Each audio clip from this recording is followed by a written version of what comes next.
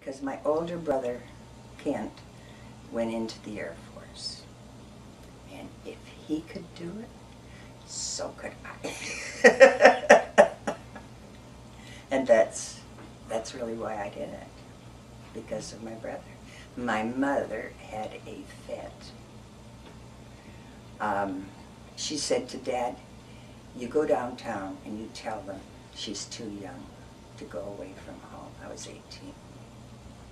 And he said, no, I will not. He said, she's made her bed, and this time she will lie in it alone. So he wouldn't, and he couldn't have done anything about it anyhow.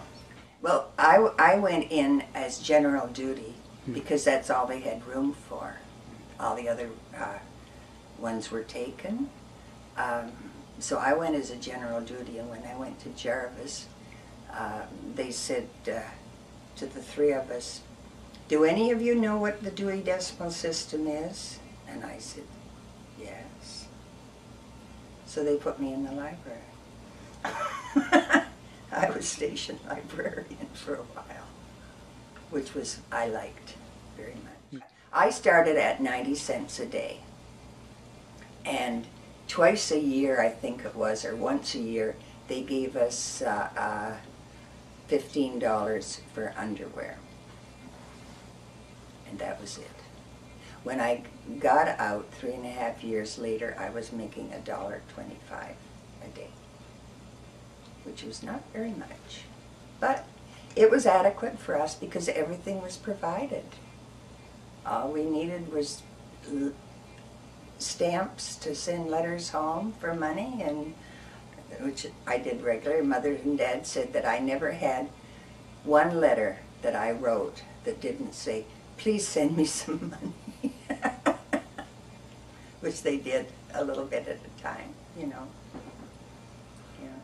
The boys that came to be trained were bombers and gunners.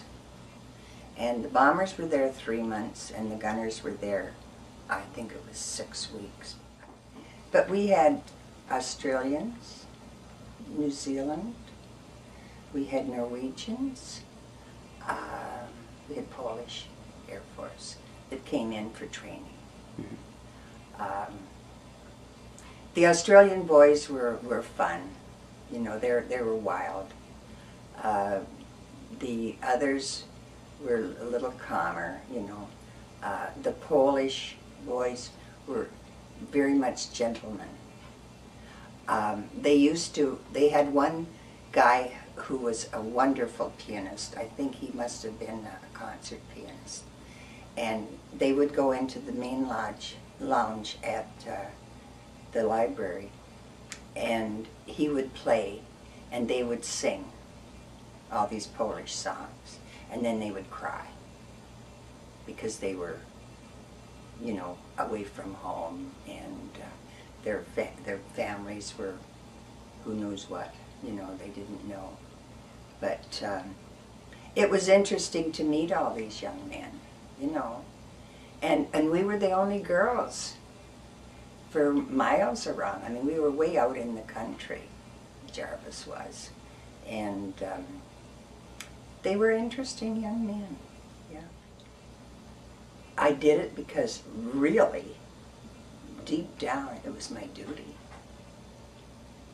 You know, sure, I say I can do it because my brother, you know, but I didn't have to say that.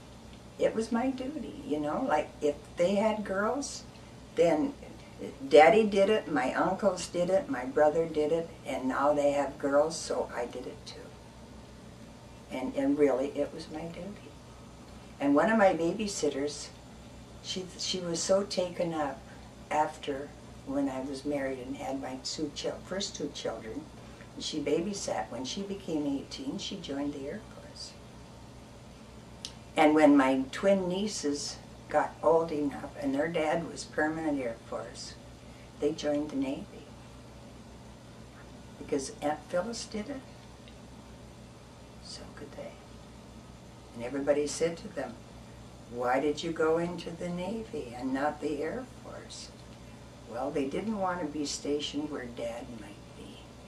I think that It really was a duty. And if a war came now, and my sons did not enlist, I would be very ashamed of them. Quietly. I wouldn't, you know, I wouldn't say to him, I'm ashamed of you, boy. No. But quietly inside, I would be ashamed. Unless it was something like Vietnam. Then that would have been different. But if it was like in the Second World War, or the First, I would have felt shame.